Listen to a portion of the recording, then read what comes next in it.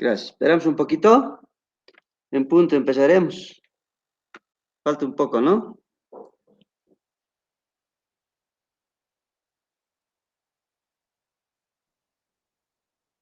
Flores, soy cirujano general, trabajo en el Hospital Viedma. Muchos de ustedes ya me conocen. Doy la parte de cirugía de cuarto año. Entonces, eso es en resumen lo que hago, ¿no? Y vamos a empezar con lo que es el esófago, que es la parte que me ha tocado a mí.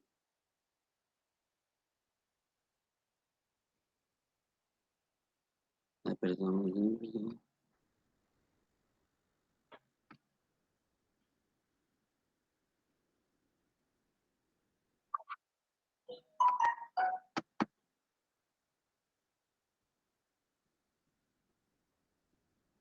Bueno, ¿se ve, no?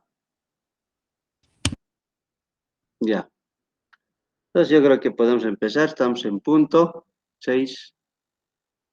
Bueno, como les decía, chicos, con los que hay, con los que quedan, esófago es la parte que me ha tocado darles, la parte teórica, y pues los libros de consulta son el libro de Savingstone y Schwartz, pero prácticamente Savingstone, ¿no? Entonces, ahí encuentran todo lo que vamos a hablar y algunas otras, alguna cosa que he sacado de otra literatura para que un poco entendamos un poco mejor o la comprensión sea más fácil. Entonces, empecemos a ver con lo que es esófago. Bueno, el esófago es anatómicamente, es un conducto muscular blando y aplanado, como saben ustedes, ¿no? Que es un órgano que da paso o permite el paso de los alimentos de la faringe hacia el estómago, ¿no? Prácticamente es un tubo de paso del alimento, ¿ya? Y también sirve otra función que cumple es que impide el reflujo de los alimentos hacia la faringe. ¿Por qué? Porque ahí interviene lo que es el esfínter esofágico inferior, que es lo que evita que haya reflujo gastroesofágico. Entonces, eh, cumple esas dos funciones principales, ¿no? Que el dar paso a los alimentos y evitar el reflujo de los alimentos. ¿Cuál es su situación? Anatómicamente está ubicado en la línea media, ¿no? Anterior a la columna vertebral y posterior a la tráquea, como se ve en esta imagen, ¿no? Entonces, anterior a la columna cervical y posterior a la tráquea. Tiene un diámetro en su parte superior y media de forma aplanada de 2.5 por 1.6 centímetros. Y ahí en su tercio inferior o la parte inferior es redondeada y tiene 2.5 por 2.4 centímetros. Vale decir que un poquito aumenta en su diámetro anteroposterior, ¿no? Entonces, esas son las medidas que tiene el esófago. Siguiendo con la anatomía, pues la longitud, en relación a la longitud, tiene una longitud de 22 a 28 centímetros, que puede variar con más o menos 5 centímetros, ¿no? O sea, es dependiente de la longitud de cada persona, ¿ya? Está entre el cartílago cricoides y la unión esófago-gástrica, ¿ya? Entonces, eso es su longitud del esófago, ¿ya? De esta longitud, 3 a 6 centímetros corresponde a la porción intraabdominal.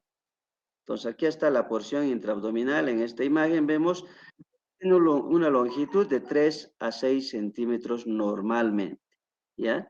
Entonces, que correspondería a la porción intraabdominal. ¿Dónde se va a iniciar el esófago? Se inicia en el cartílago cricoides, que corresponde a la quinta o sexta vértebra cervical, ¿ya? Luego se introduce en el tórax a nivel de la escotadura external, ¿ya? A nivel de la escotadura external, y se ubica en el límite anterior del mediastino posterior, ¿no? Entonces, esa es la ubicación. El hiato esofágico del diafragma estaría a la altura de la vértebra torácica, acá, ¿no? Décima vértebra torácica, aquí está. ¿Ya? Y el esfínter esofágico inferior estaría a nivel de la 12 vértebra torácica. Este esfínter esofágico inferior, ¿ya? Entonces, midiendo desde los incisivos, el esfínter esofágico inferior estaría localizado a 40 a 45 centímetros de los incisivos, ¿no? Eso en relación a la longitud del esófago. Vemos que puede tener una longitud de 22 a 28 centímetros, más o menos 5 centímetros, ¿no?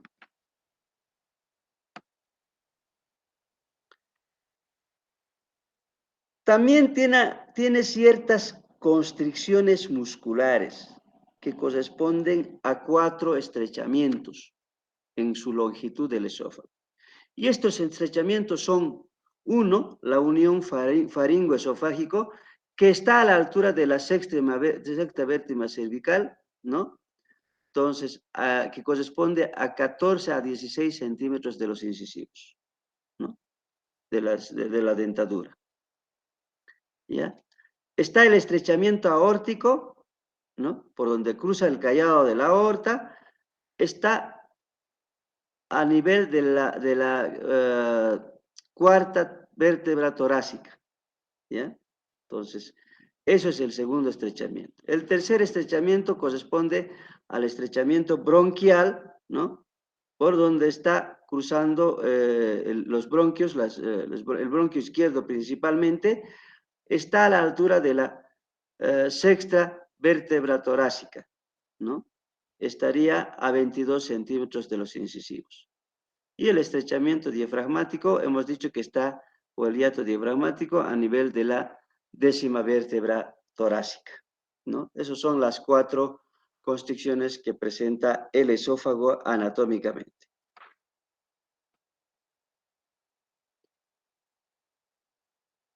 Existen divisiones del esófago, ¿no?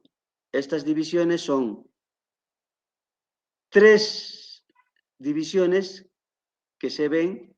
Una sería la división clásica, que va a dividir al esófago en segmentos cervical, torácica y abdominal, ¿no? Y otras 2 que se han propuesto, que es el de Diamant, ¿no? Que se refiere al aspecto funcional. Esto sería, se dividiría en esfínter esofágico superior, cuerpo, y esfínter esofágico inferior. Y el tercero, que es de Siebert y Coles, ¿ya? Que está relacionado más bien desde el punto de vista de la cirugía oncológica. Entonces, estos dividen en esófago proximal y distal, cuyo límite vendría a ser la bifurcación traqueal, ¿no? Entonces vamos a ver esto en imagen, que viene a ser esto, ¿no? Entonces, la función, primero la división anatómica clásica, que viene a ser la cervical, la torácica y la abdominal, ¿no? Entonces, esa es la división clásica del esófago. Pero hemos dicho que hay otras divisiones de acuerdo a la función, ¿no? De acuerdo a la función se clasifican en esfínter esofágico superior, el cuerpo del esófago y esfínter esofágico inferior. Y desde el punto de vista oncológico, de cirugía oncológica, se dividiría en 2 solamente, que serían proximal y distal. Desde el punto de vista oncológico, vamos a ver por qué. Y este límite vendría a ser la bifurcación de la tráquea, ¿no?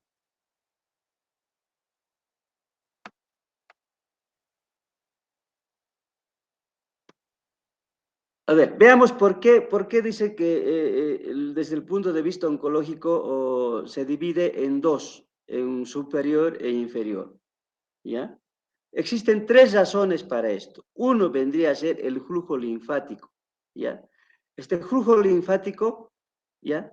Desde la bifurcación traqueal hacia la parte, el flujo linfático es hacia la parte craneal, ¿no? Hacia la parte cefálica. En cambio, la parte distal, el flujo linfático va a ser hacia la parte caudal, ¿no? Entonces, es una de las razones. Otra de las razones es que los carcinomas que aparecen con mayor frecuencia en la mitad distal del esófago normalmente, ¿ya? Y además cuyo pronóstico es mucho mejor que los que aparecen en la mitad proximal. ¿Por qué? Porque los que aparecen en la mitad proximal tienden a perforar rápidamente la pared del esófago, invaden la tráquea, invaden los bronquios e invaden los espacios adyacentes como el mediastino. Entonces, son las dos razones principales por qué dividen en segmento proximal y segmento distal del esófago desde el punto de vista oncológico, ¿no? Asimismo, la tercera es que esta clasificación es compatible con el desarrollo embriológico, que es procedente de dos orígenes tisulares diferentes, ¿no? Por esa razón, entonces, tienen una organización específica de los vasos, los tipos musculares y la inervación. Entonces, son tres razones para que se maneje la clasificación esta en proximal y distal desde el punto de vista oncológico. ¿Estáis entendiendo, chicos?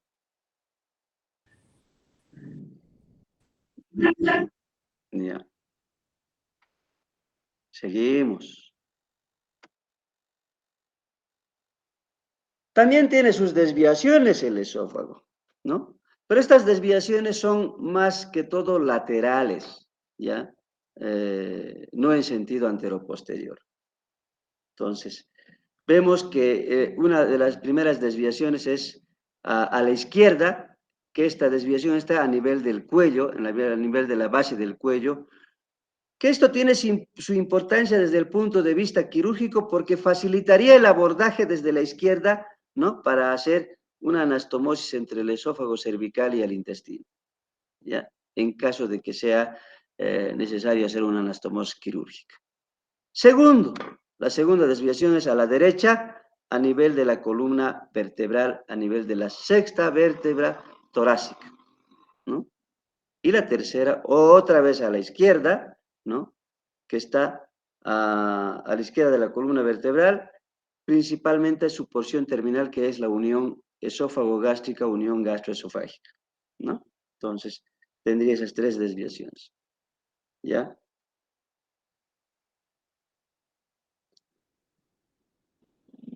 Vamos a hablar de las relaciones del esófago, ¿ya? Entonces, para estas relaciones, eh, dividimos, nos basamos en la clasificación clásica, ¿no? Entonces, las relaciones que tiene la porción cervical, las relaciones que tiene la porción torácica y las relaciones que tiene la porción abdominal, ¿no ve? Entonces, vamos a ver en cada una de estas divisiones clásicas las relaciones de cada segmento. Entonces, es así que describe la porción cervical va desde la sexta vértebra cervical hasta la segunda vértebra torácica, ¿no? Ese segmento estaría relacionado hacia adelante con la tráquea, separada por una capa delgada de tejido laxo, perdón, ¿no? Que separa hasta la bifurcación traqueal, ¿no? Entonces, una neoplasia puede diseminarse fácil y causar fístula traqueoesofágica a este nivel, ¿no? Asimismo, un tratamiento con radioterapia es catastrófico para este paciente, ¿no? Entonces, por eso hemos dicho que desde el punto de vista oncológico, la porción proximal tiene mayores probabilidades de hacer fístulas, mayores probabilidades de mayores complicaciones, y no así la parte distal, ¿no? Entonces, eso sería la importancia de esta parte. A los lados estaría relacionado con los lóbulos tiroideos, que van a cubrir 2 a 3 centímetros superiores del esófago, y la arteria tiroidea inferior. Hacia atrás, la fascia prevertebral. Esto vamos a verlo en un corte transversal. Ahí tenemos, ¿no? Las relaciones de la porción cervical. Si se fijan bien, es el esófago, ¿no? Hacia adelante por los lóbulos tiroideos o por el tiroides, ¿no ve? ¿Ya? Aquí está por los lóbulos tiroideos, lateralmente, perdón, ¿ya? Hacia atrás hay una fascia transversal que separa de la columna, fascia prevertebral que separa de la columna vertebral, ¿no ve? Entonces, esas son las relaciones, ¿ya? Entonces, lateralmente se puede todavía, ahí están las arterias laringeas recurrente, ¿no? La arteria laringea recurrente, ¿ya? Más lateralmente está la arteria carótida común, la vena yugular interna, ¿no? Entonces, esas son las relaciones principales en la región cervical.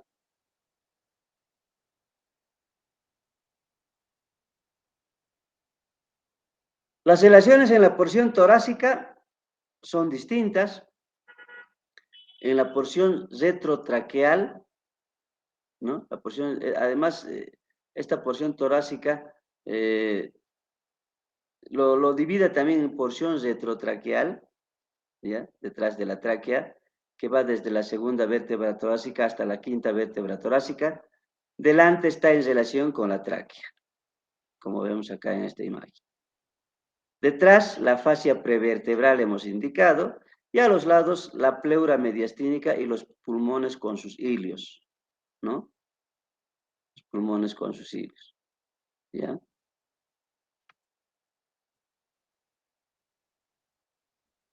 A la derecha estarían las venas ácigos, el conducto torácico, ¿no? Y a la izquierda estaría el callado aórtico y la aorta, ¿no ve? En la porción torácica del esófago en relación a las relaciones que tiene este órgano, ¿ya?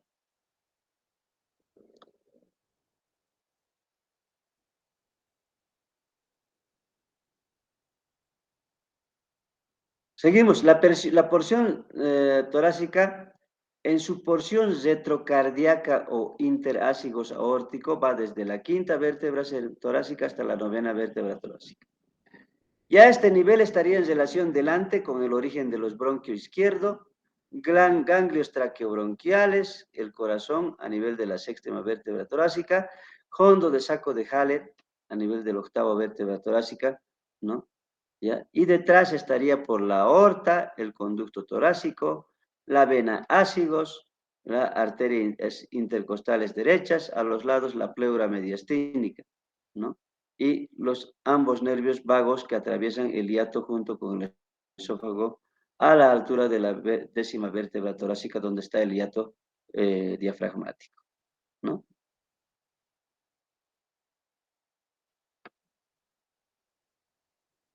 Y la porción abdominal estaría en relación hacia adelante por el vago izquierdo hacia la parte del lóbulo izquierdo del hígado, ¿no?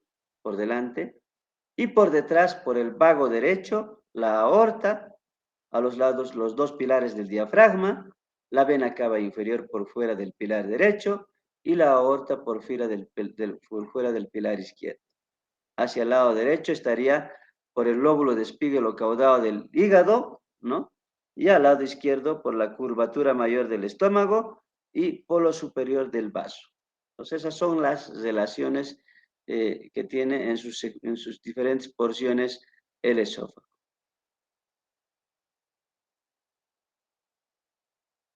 En la relación a la irrigación, pues está irrigado, ¿no? En todo su trayecto por la arteria tiroidea inferior, ¿no? Que procede de la arteria subclavia, se llama de la arteria subclavia, las arterias traqueobronquiales, que son de entre 3 a 5 ramas, que son ramas del callado aórtico, ¿ya? Ramas del callado aórtico, la aorta torácica entre 1 o 2 arterias esofágicas, ¿no? la arteria gástrica izquierda o coronaria estomáquica, ¿no? ¿Ya? Que son 11 ramas ascendentes que van a llegar la cara anterior y derecha de la porción inferior del esófago, ¿no? Y la arteria esplénica, que va a llegar a la pared esofágica posterior y parte de la curvatura mayor del estómago, la arteria esplénica, ¿ya? El drenaje venoso estaría dada por la vena ácigos y hemiácigos, la vena hemiácigos accesoria, la vena intercostal superior y la vena tiroidea inferior. Y presenta también una circulación portal que estaría por la vena gástrica izquierda, ¿ya? Entonces, esas son las venas de drenaje venoso. La inervación del esófago tiene una inervación, sabemos que tiene una inervación parasimpática y simpática. La parasimpática está dada por los troncos vagos o por los nervios vagos que vemos acá, ¿no? Que, que son los que bajan, ¿ya?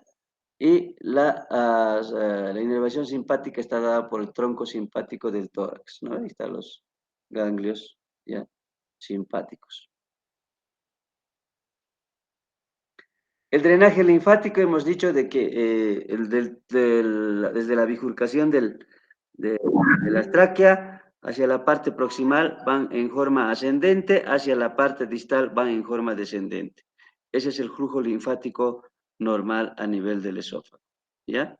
Entonces, está formada por dos plexos linfáticos interconectados, nacen de la muscularis y de la submucosa, penetran en la muscular propia y drenan al plexo que discurre longitudinalmente por la pared esofágica. Aquí está lo que hemos dicho. Los dos tercios superiores van en forma ascendente, el flujo es en forma ascendente y el tercio distal es en forma descendente, ¿no? Por eso su importancia de la división desde el punto de vista oncológico en parte proximal y distal.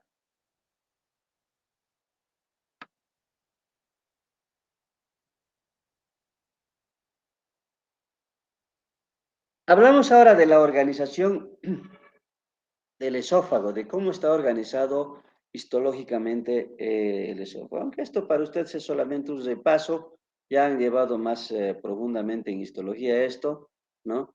Entonces acá vemos que tiene una capa mucosa, una capa muscular y una adventicia, ¿no? La capa mucosa a la vez se compone de tres partes que se vendrían a ser el epitelio estratificado no queratinizado, ¿ya? La lámina propia y como tercero la muscularis mucosae, ¿no ve? Entonces, esos son las tres capas o los tres componentes anatómicos de la capa mucosa, ¿ya? Entonces, acá está, en la imagen vemos que la mucosa tiene, el epitelio está compuesto por el epitelio, la lámina propia y la muscularis mucosae, ¿no? Entonces, eso es. Asimismo, el epitelio es un epitelio estratificado, no queratinizado, tiene glándulas serosas, tiene glándulas cardíacas similares a las del estómago, tiene glándulas esofágicas del tipo mucoso, pequeñas y tubulares que se localizan externamente a la capa muscular de la mucosa, ¿ya? Y la lámina propia que contiene, tiene tejido conectivo, tiene fibras elásticas, tiene colágenos, vasos sanguíneos, linfáticos, nervios, folículos, glándulas esofágicas del tipo mucoso y en esófago terminal glándulas similares a las glándulas cardíacas. Entonces, eso es lo que contiene la lámina propia.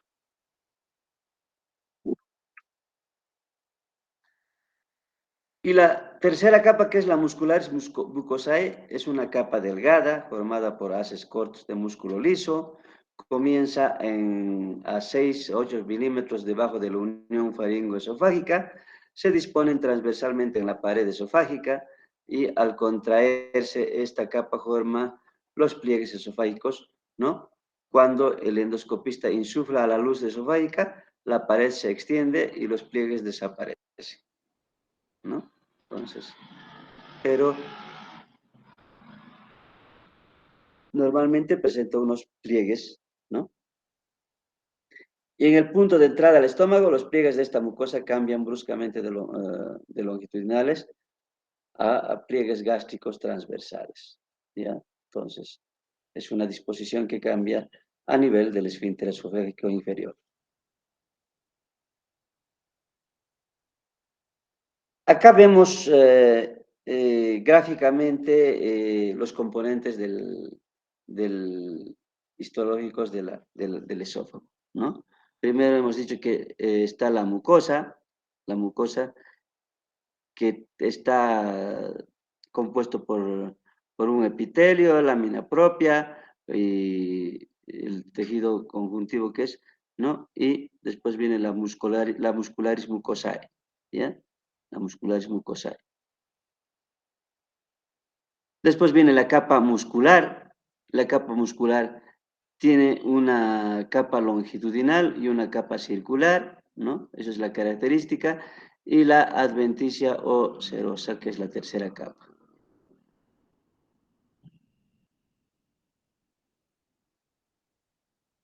Ahora vamos a lo que es la capa submucosa. Esta capa une la mucosa y la muscular, la submucosa, ¿no? La submucosa de la faringe es una vaina consistente, actúa como aponeurosis, diferenciándose de la capa laxa de la pared del esófago. Contiene además tejido conectivo areolar laxo que contiene fibras elásticas y colágeno. Tiene una red de vasos sanguíneos, tiene conductos linfáticos, tiene nervios, incluyen los plexos nerviosos de la submucosa, los que se llaman plexos de Meissner, ¿ya? Las glándulas mucosas profundas. Las glándulas esofágicas son pequeñas ramificadas de tipo mixto, cuyos conductos penetran en la lámina muscular de la mucosa. El espesor de la submucosa aumenta en la unión esófago-gástrica, ¿no? Para formar lo que es la válvula o el esfínter esofágico inferior.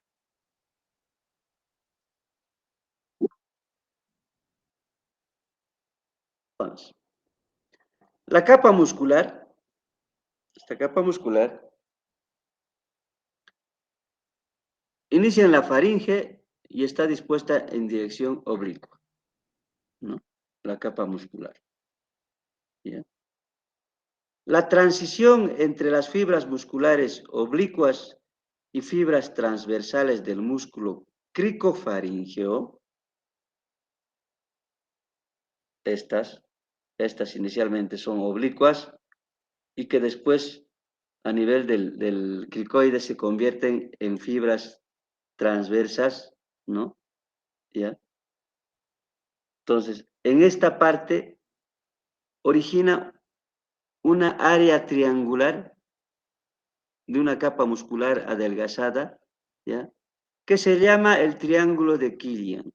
Este es el triángulo de Killian. Esa transición de las fibras oblicuas hacia unas fibras musculares transversas, entre este triángulo, es la zona débil de Killian, ¿ya?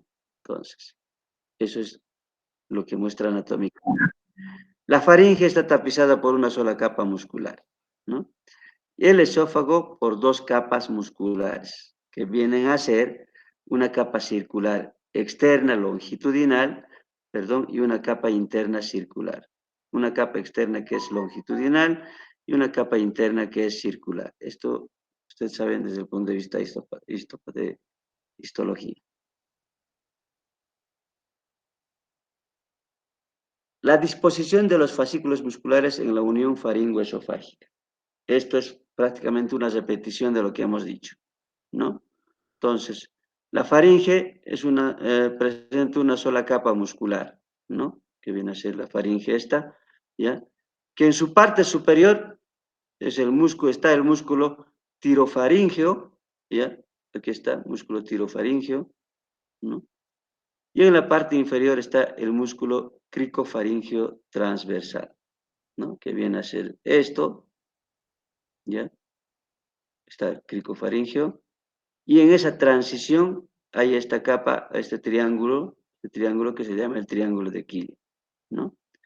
Dice, este cambio de dirección de estas fibras musculares de oblicuas a transversas deja un espacio que es el triángulo de Quille, ¿no? Entonces, el cricofaringeo continúa con la musculatura esofágica, que tiene las dos capas que vendrían a ser la longitudinal y externa y la circular interna, ¿no? Esas son las capas musculares.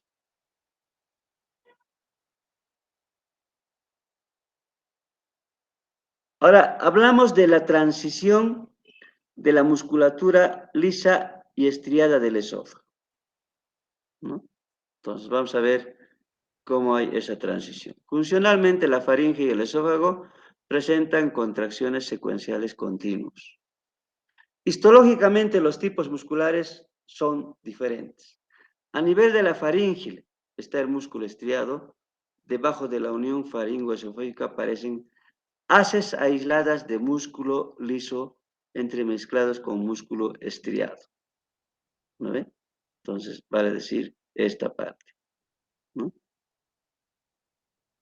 Esófago, el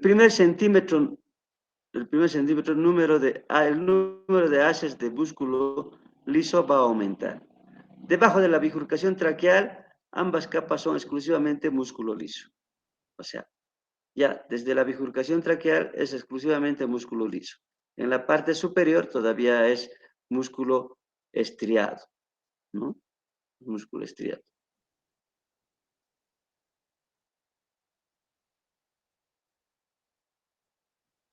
La capa externa longitudinal del esófago se origina en el borde craneal del cartílago cricoides, ¿no? Y tejido submucoso que se cubre los músculos aritenoideos, ¿ya? Acá, como si vemos en la imagen, ¿ya?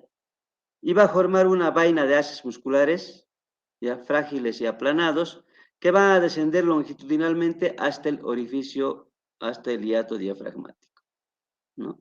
Entonces, a partir de este punto se organiza transversalmente a lo largo de las paredes gástricas anterior y posterior, por debajo de la unión esófago-gástrica y continúa tapizando el estómago. Entonces, a esta parte se refiere, ¿no? Estas haces raramente convergen, aunque están conectados entre sí con los músculos circulares por tabiques de tejido conectivo laxo. Y están perforadas por vasos y nervios que crean hendiduras de forma ovalada. Vale decir que estas haces longitudinales que bajan y discurren a nivel del estómago se van a separar más como se ve en esta imagen, ¿no? Además van a ir a formar parte del esfínter esofágico inferior.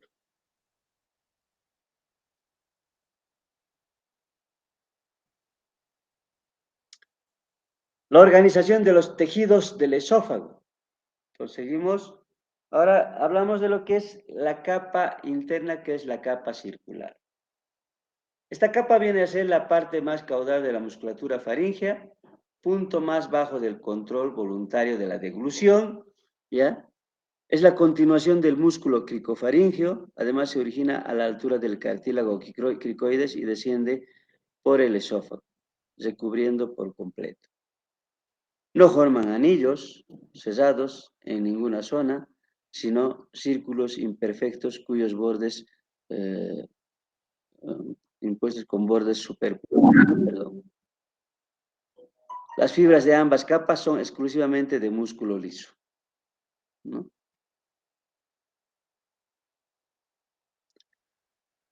Por último viene lo que es la adventicia. La capa es una capa delgada formada por tejido conectivo laxo, rodea el esófago, une con las estructuras adyacentes, contiene pequeños vasos linfáticos y fibras nerviosas, ¿no? Entonces, en resumen, está compuesta por tres capas: la mucosa, submucosa, perdón, la mucosa, la muscular y la adventicia, ¿no? Y a la vez estos se dividen en ciertas capas anatómicas. En relación a la unión esófago-gástrica, donde está el esfínter esófago-gástrico, ¿ya? Estas fibras musculares se aumentan de espesor. Como en esta imagen vemos, ¿ya? En la esquina superior izquierda muestra el estrechamiento oblicuo de la entrada hacia el estómago. Mira, se estrecha en esta parte, que viene a ser el esfínter esofágico inferior, ¿no? Entonces, eso es lo que presenta.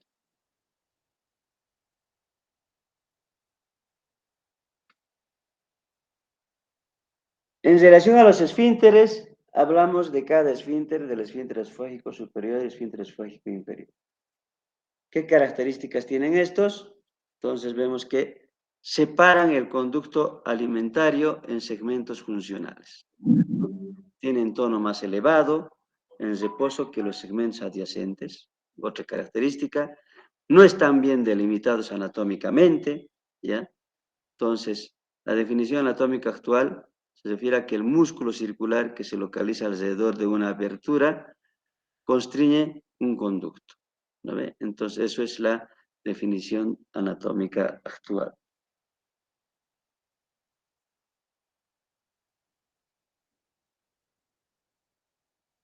Ahí hablamos entonces del esfínter esofágico superior, ¿no? ¿Cuáles son las características del esfínter esofágico superior? Entonces, vemos que se localiza al final de la faringe, formado por dos elementos principalmente, que viene a ser la pared anterior que es rígida, ¿ya? Que corresponde a la cara posterior del cartílago cricoides, ¿ya?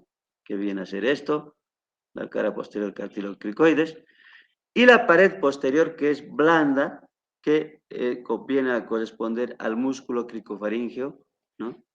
Que viene a ser esta, ¿ya? Continuo, que es de forma transversal en herradura, ¿no? Se inserta en la apófisis lateral de los cartílagos cricoides, acá.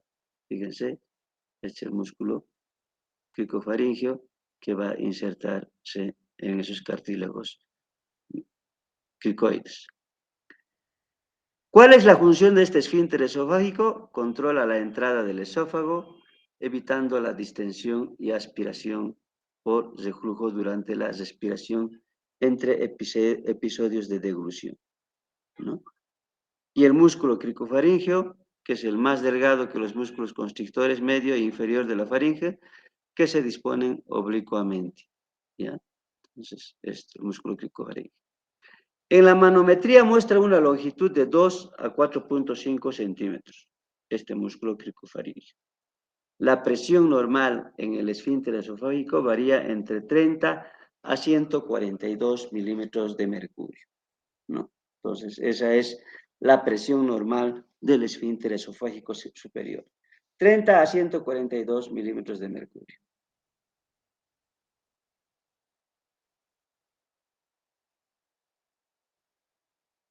¿Y cuáles son las características del esfínter esofágico inferior?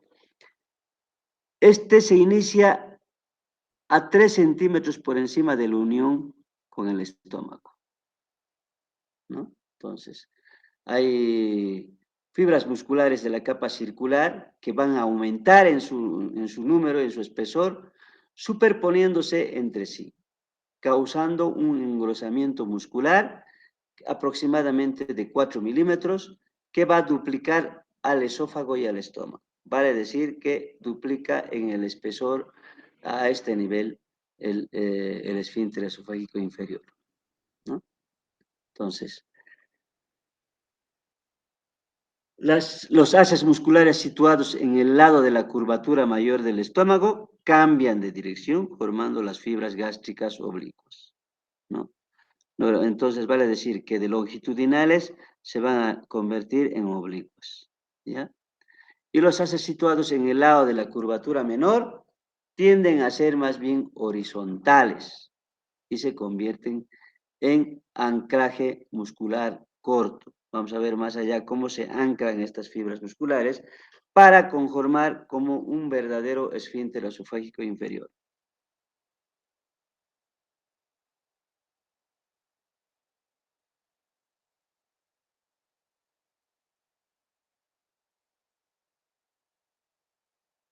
La presión a este nivel del esfínter esofágico inferior es prácticamente entre 14.5 a 34 milímetros de mercurio, ¿no? Entonces, esa es la presión que tiene.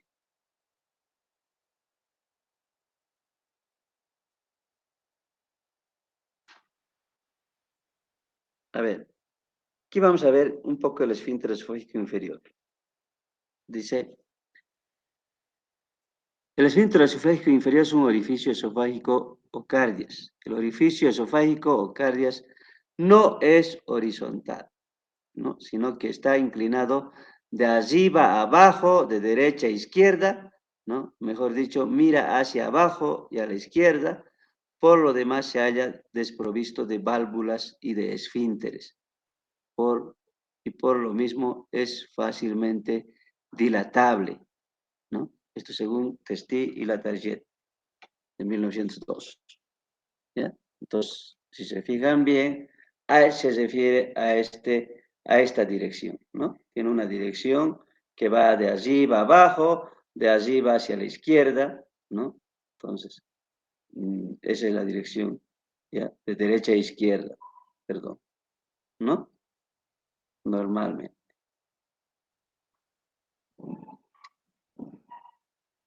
Un esfínter anatómico se caracteriza por un anillo de musculatura circular, ¿no? Distinguible y separada de la musculatura vecina por septums de tejido conectivo, ¿no? Esto, y en acuerdo con Lendrum, no existiría un esfínter anatómico en el cardias, ¿ya? Entonces, ya que de las fibras descritas en el área, ninguno tiene características de un esfínter anatómico. Entonces, no sé si me están entendiendo, chicos, esta parte. Anatómicamente no es un esfínter, ¿no ve?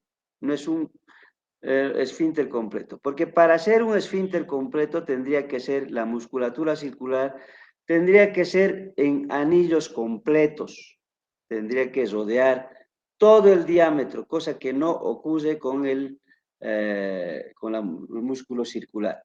O sea, es en herradura, tiene la forma de herradura este músculo, no es totalmente circular. Por esa razón, no sería un esfínter anatómico, ¿ya? Entonces, no es un esfínter anatómico el esfínter esofágico inferior. No está considerado como un esfínter anatómico.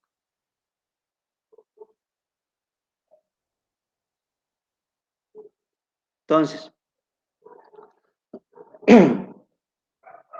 lo mismo acá.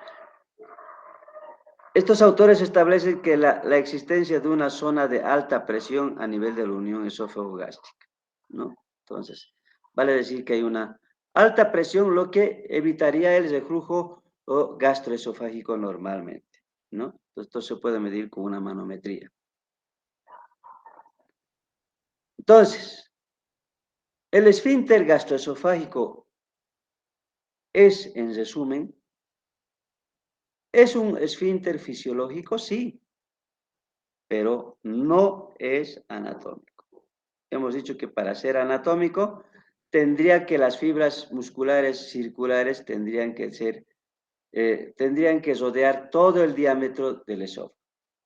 Pero no es así. Tienen la forma de una herradura, ¿no? Entonces, por esa razón no es anatómico. Más bien es fisiológico, ¿no? Fisiológico.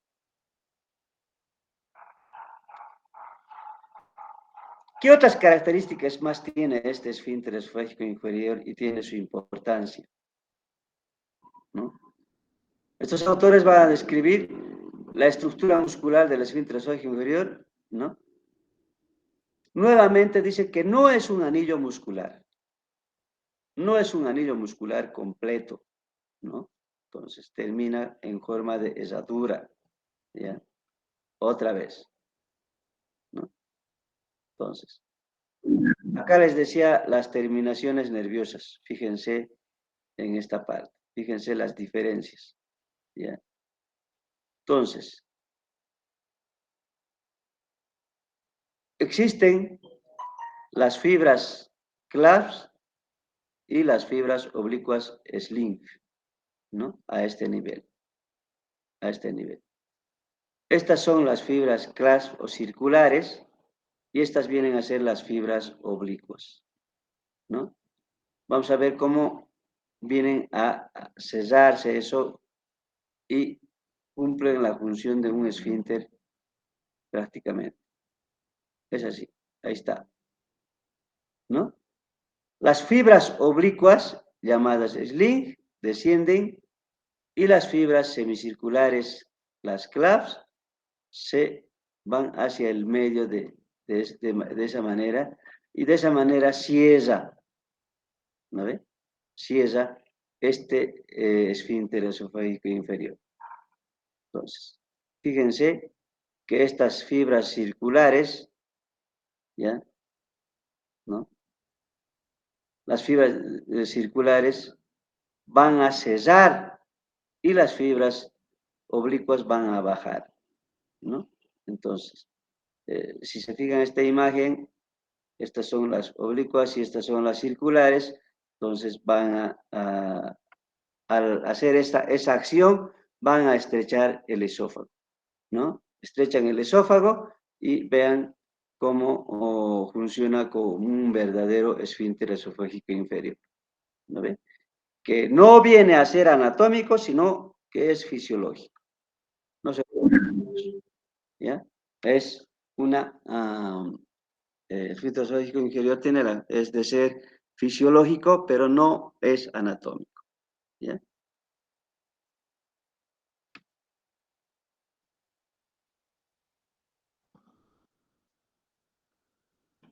Entonces,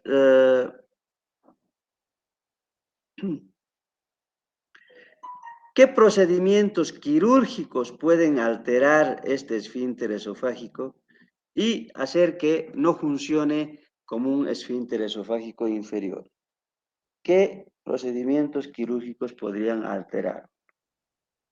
Uno de los procedimientos que pueden alterar esta función normal de las fibras circulares y oblicuas, que hacen que se cierre como un candado prácticamente, ¿ya? Entonces, vendría a ser la gastrectomía subtotal, ¿no? Una gastrectomía subtotal puede seccionar estas fibras oblicuas y de esa manera, ¿ya? A los slip, ¿no? Puede afectar de esa manera, seccionar y no cumplir la función de cesar con las fibras musculares circulares, ¿no? ¿Qué otra enfermedad o cirugía puede provocar o alterar esta esfínter esofágico inferior? Otra es la acalasia, ¿no? La acalasia. ¿En qué consiste la acalasia? Es una estrechez a nivel del esfínter esofágico inferior que va a evitar que pasen normalmente los alimentos del esófago hacia el estómago, ¿no? Entonces, como se ve en esta imagen, la acalasia es una estrechez, ¿no? Entonces,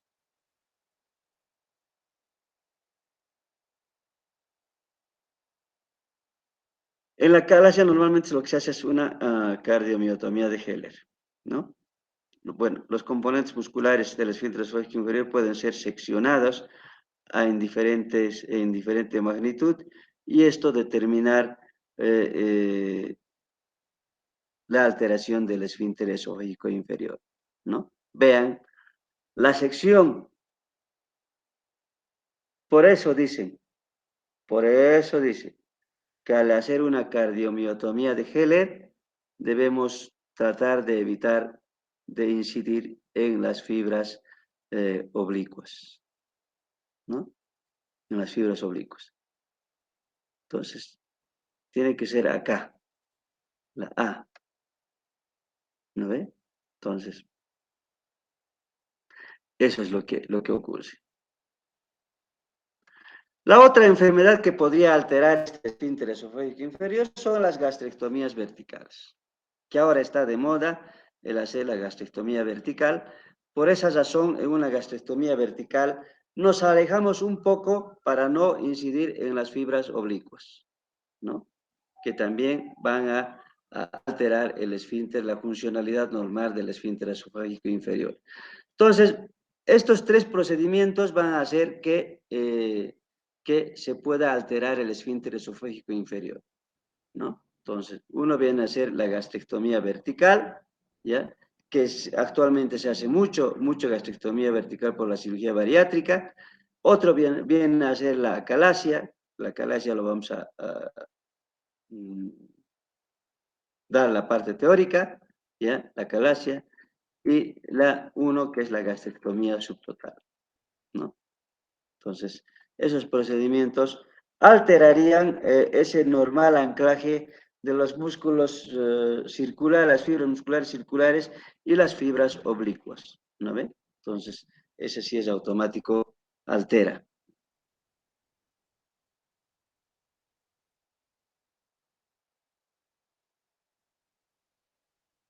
En resumen, el esfínter gastroesofágico no es anatómico, tampoco tiene el músculo circular, no es anular, ¿no ve? No o no va a cubrir todo el diámetro, más bien tiene forma de herradura, ¿ya? Tiene dos componentes musculares, el CLASH, que es el circular, y el SLIM, que son las fibras musculares longitudinales. Un ratito está descargando mi batería.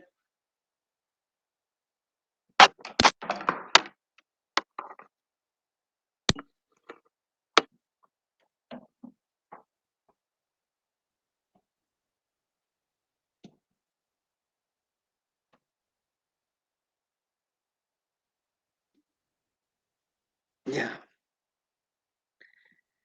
Y la sección de las fibras oblicuas va a determinar entonces o alterar la función normal del esfínter esofágico inferior, ¿no? Y las presiones en este segmento. Eso es en resumen, ¿no? Vean cómo estas fibras circulares y las fibras oblicuas se van a anclar y van a cerrar en esta parte, ¿no? Evitando así el reflujo gastroesofágico de los alimentos, ¿ya? Entonces, esa es la función a este nivel de estas fibras circulares y las fibras oblicuas. Por esto es que la sección de estas fibras oblicuas puede alterar la función normal del esfínter esofágico inferior. Actualmente está muy de moda la gastrectomía vertical o en manga, ¿no? Ya prácticamente todos los cirujanos están haciendo, ¿no? Entonces, por vía laparoscópica. Entonces, por eso sí hay que tener mucho cuidado, hay que alejarse un poco más para hacer la gastrectomía vertical en esta parte.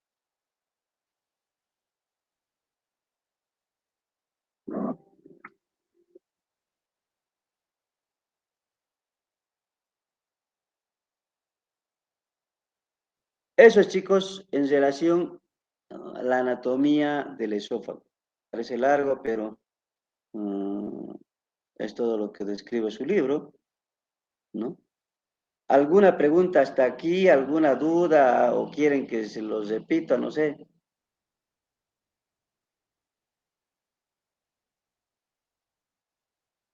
Ustedes se han hecho en, en anatomía de primer curso, ya han llevado usted toda esa parte y quizás más detallado todavía, ¿no? Entonces, solamente es un recordatorio. Ahora que son los medios de diagnóstico de patologías esofágicas, ¿no? O sea, ¿cuáles son esos medios de diagnóstico? ¿A qué podemos acceder nosotros como médicos para hacer diagnóstico de patologías esofágicas? ¿No? ¿No? Entonces, a eso vamos a entrar, ¿ya? Entonces, decimos de que el diagnóstico detrás de los trastornos motores del esófago existen varios métodos y vamos a ir de, mm, describiendo cada una de estas. Entonces, obviamente al tener músculo liso, músculo estriado, puede haber trastornos de la motilidad esofágica, ¿ya? Hay muchos pacientes que se van a quejar de estos trastornos, ¿ya? Entonces, por esa razón hay pacientes que se quejan de que les arde el esófago, detrás del esternón, se quejan de que la comida no se vacía fácilmente del esófago hacia el estómago, se quejan de que cuando se echa el paciente quiere retornarse la comida hacia el esófago. Entonces, hay muchos síntomas que el paciente llega a describirnos, ¿no? Entonces, y para llegar a un diagnóstico preciso, pues necesitamos de medios de diagnóstico, que eso es lo que vamos a describir ahora. Entonces, estos trastornos de la motilidad del esófago, ¿ya? Eh, principalmente varía mucho, ¿no? Varía mucho. Puede tener alteraciones relativamente infrecuentes, ¿ya? Y las causas son muy poco conocidas en el esófago, por eso es que casi nunca se habla mucho del esófago, ¿ya? De trastornos del esófago, ¿ya? Pueden presentar como sintomatología a estos pacientes disfagia, dolor torácico, pirosis, regurgitación, pérdida de peso a la larga, ¿no ve? Entonces, estos pacientes que tienen estos trastornos de la motilidad del esófago, ¿ya? Sí o sí a la larga casi siempre se caracterizan porque han perdido mucho peso, ¿no? Los pacientes te dicen eso, mucho peso. Y hay pacientes hasta que son psiquiátricos y aparecen, ¿no?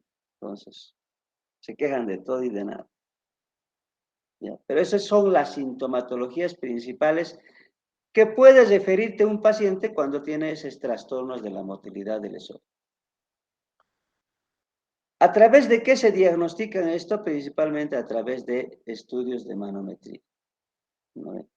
Entonces, de los estudios de manometría.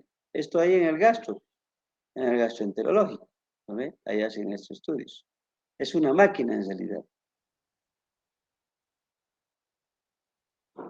Y en los últimos años también ha habido cambios tecnológicos de este medio de diagnóstico, ¿no ve? Entonces, de la manometría. Ahora actualmente existe manometría de alta resolución. Hasta hace rato solo se tenía la manometría convencional, ¿no ve? Entonces, actualmente ya hay esta manometría de alta resolución, ¿ya? Entonces, que nos va a precisar más aún en el diagnóstico, ¿no ve? Entonces, es importante esta manometría de alta resolución. La verdad no sé si tendrán ya en el gastroenterológico o seguirán con la manometría clásica antigua que tenían, ¿no? No sé, buen tiempito que no voy al gastroenterológico, pero deberían de tener ya esa manometría de alta resolución, ¿ya? Entonces, los trastornos de la motilidad esofágica se van a clasificar, ¿no ve? Mejor según el sistema de Chicago, ¿ya? Que deriva de datos ah, de la manometría de alta resolución, ¿no? Que esto va a medir la presión de las contracciones esofágicas, ¿ya? Entonces, la manometría en realidad de alta resolución mide la presión de las contracciones esofágicas.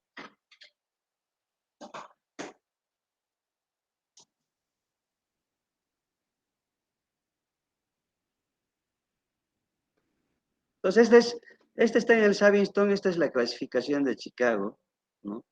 Entonces, de acuerdo al reporte de esta manometría de alta resolución, entonces, estos trastornos principales del peristaltismo, ¿no? Se van a clasificar, eh, o estos trastornos de la motilidad del esófago, ¿ya? Entonces, se clasifican en ausencia de la contractilidad, espasmo esofágico distal, esófago hipercontráctil, ¿no? Llamado también martillo neumático. Esos son los principales trastornos de peristaltismo, ¿no? Y otros trastornos son trastornos menores del peristaltismo. Y entre estos están la motilidad esofágica ineficaz, peristaltismo fragmentado motilidad esofágica normal. Un momentito, por favor, chicos.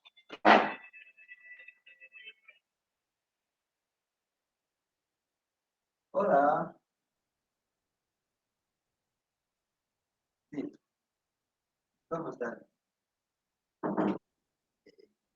Según esta clasificación, describiríamos cada uno de estos trastornos de la motilidad del esófago, ¿no ven? Entonces, cada uno tiene ciertas características de presentación, ¿ya? Entonces, eso es lo que vamos a empezar la siguiente clase. Entonces, para la siguiente clase, denle una leidita, no es tan sencillo si no lo lees. Denle una leidita, está en el Savington, todos estos trastornos para que lo entiendan mejor. ¿Está bien, chicos? No sé si tienen alguna pregunta. Ahí quedaríamos para empezar con los trastornos de la motilidad esofágica.